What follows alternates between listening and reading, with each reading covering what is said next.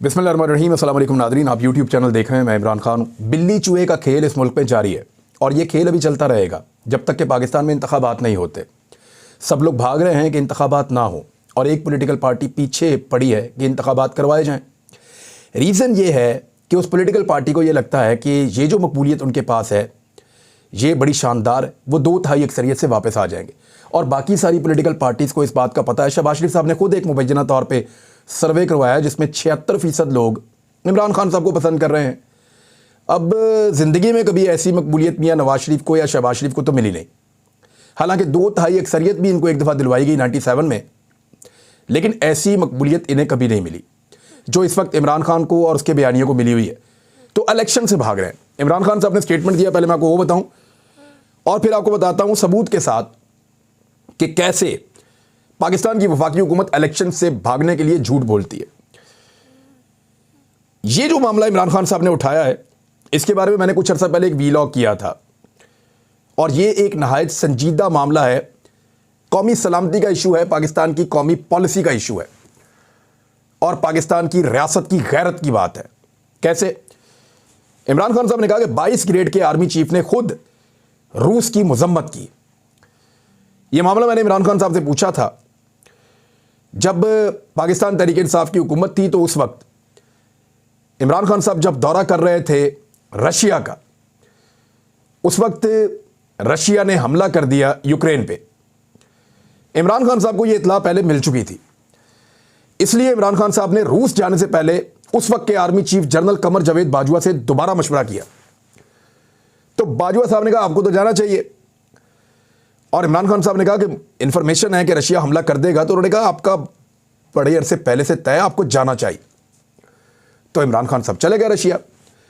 Russia ने हमला कर दिया यूक्रेन पे और उस हमले के बावजूद रूसी सदर 3 घंटे तक इमरान खान साहब के साथ मीटिंग में रहे।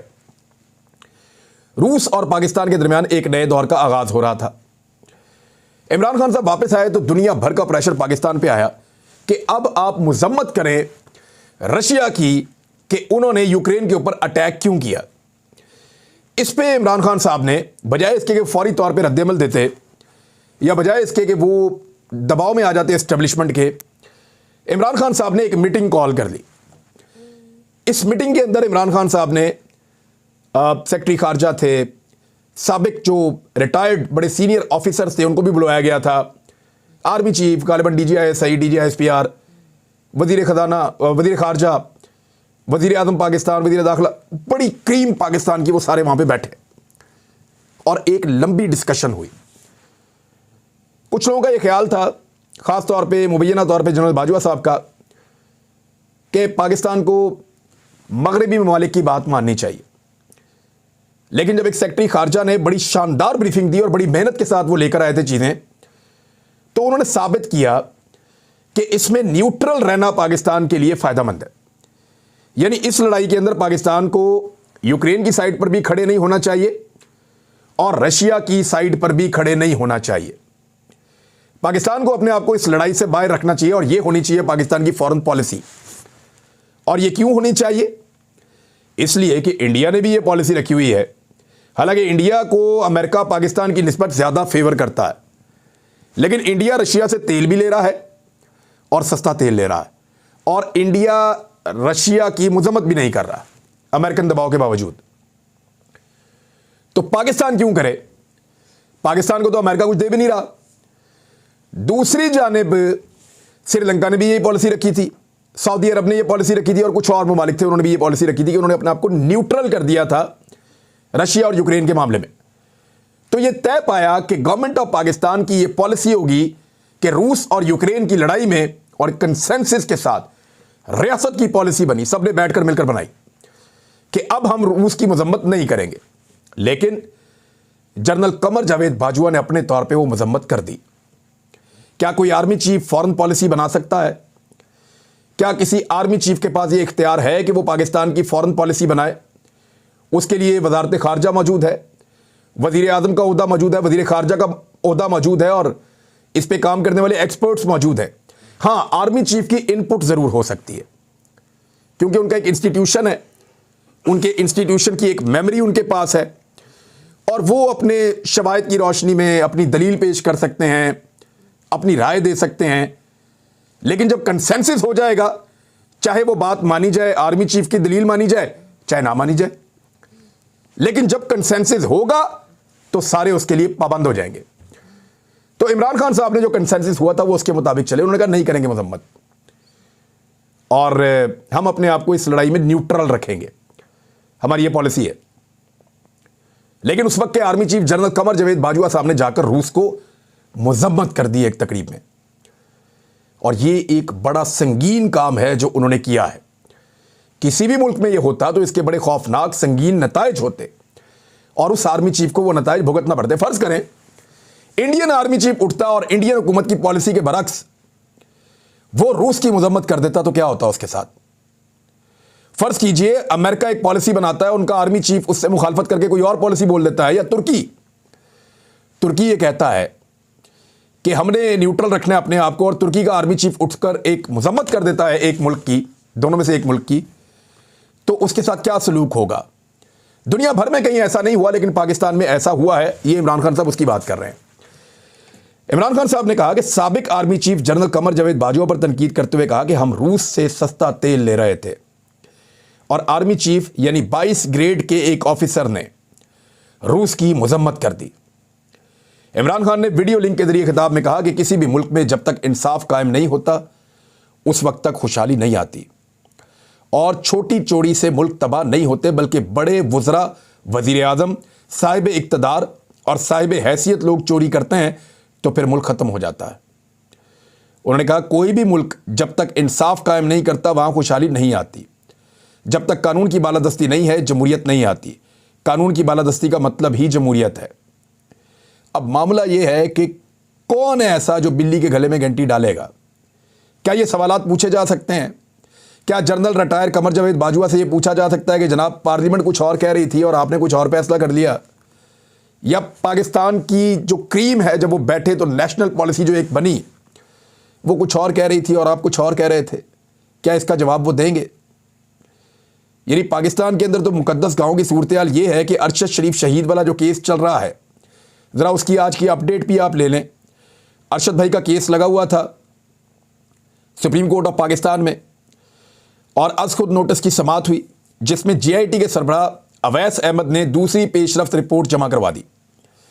सुप्रीम कोर्ट की जानिब से सरबराह जीआईटी की काफ़ी सरजनिश की गई है, और होनी भी चाहिए, क्योंकि जस्टिस मज़ाहिर अली नकवी ने कहा कि जो काम आपके ज़िम्मे लगाया था वो हुआ है या नहीं हुआ। कीनिया से कत्ल के मुतालिक कोई मवाद मिला है या नहीं मिला। सरबराह जीआईटी उन्होंने कहा कि कीनिया में हुकाम के साथ हमने मुलाकातें की हैं। भाई आप मुलाकातें करने गए थे या सबूत लेने गए थे?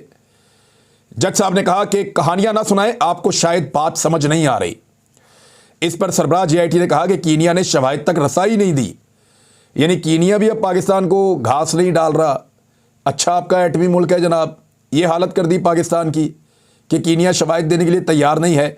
अगर हुकूमत दबाव डाले ना, अगर हुकूमत अपनी आई पर आए और पाकिस्तान की एस्टेब्लिशमेंट चाहे कि कीनिया शवाहिद दे तो कीनिया शवाहिद देगा।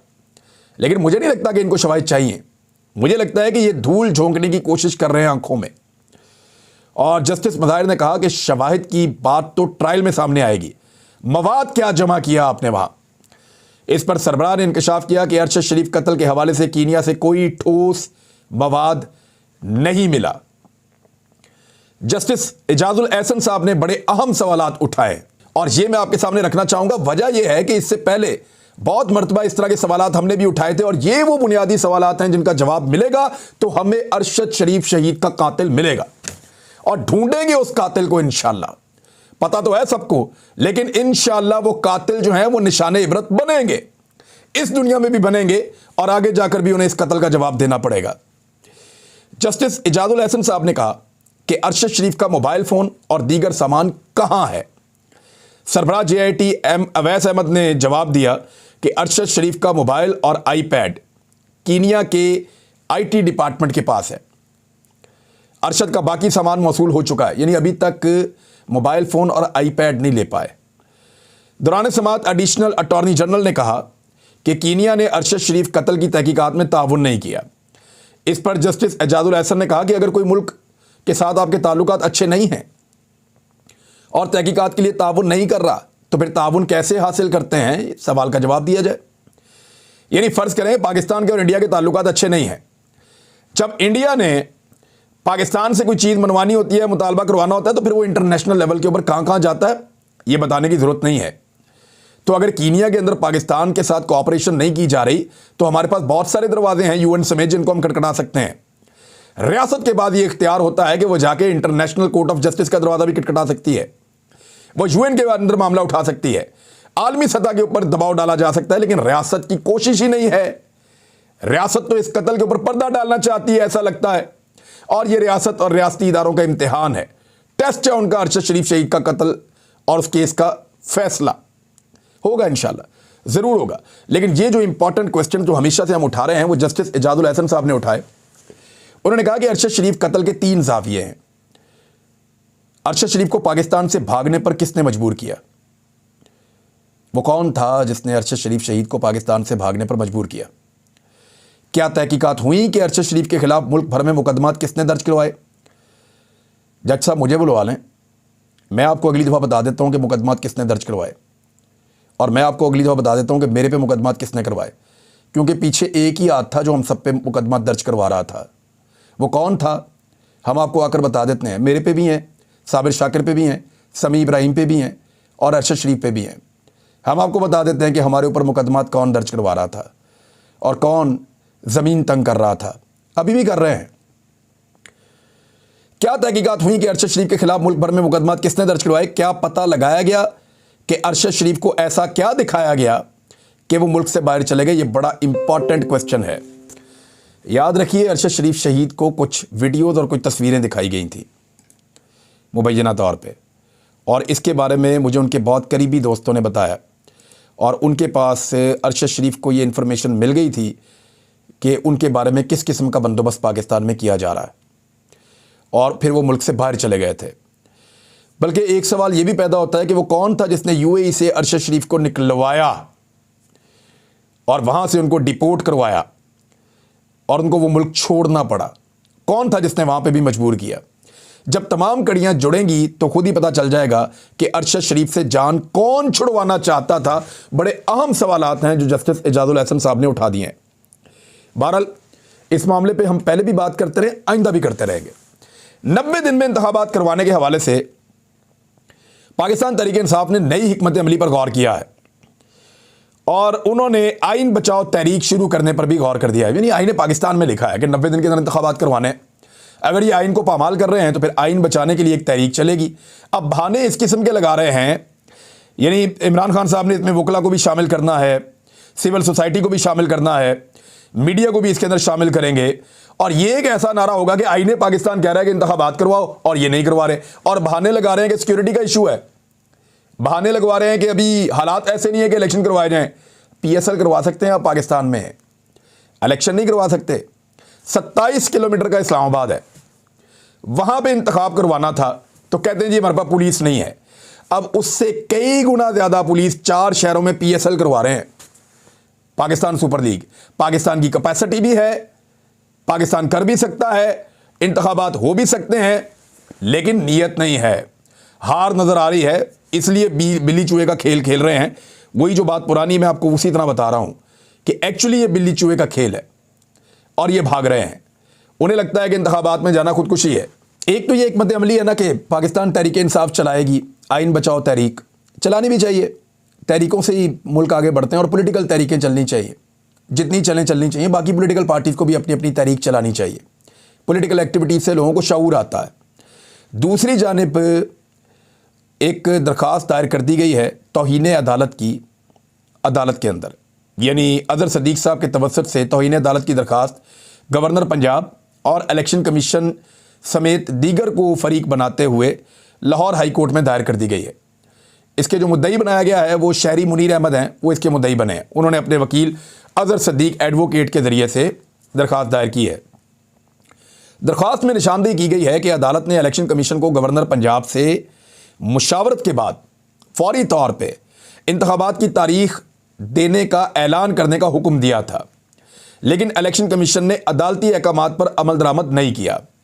अब एतवार के बाद, आज मंडे है, एतवार के बाद अब सिर्फ 60 दिन बाकी रह गए हैं, यानी अब तकरीबन पीछे 2 महीने, 1 महीना गुजर गया, तारीख अभी तक दी नहीं इन्होंने। 2 महीने बाकी रह गए हैं, इसलिए इंतखाबात की तारीख का ऐलान, उसमें मजीद ताखीर नहीं की जा सकती। देखें 6 हफ्ते का पूरा प्रोसीजर होता है, अभी ऐलान करेंगे तो 90 दिनों के अंदर इलेक्शन होंगे ना, तो अदालत को इसके ऊपर, तौहीन अदालत के ऊपर कार्रवाई करनी चाहिए।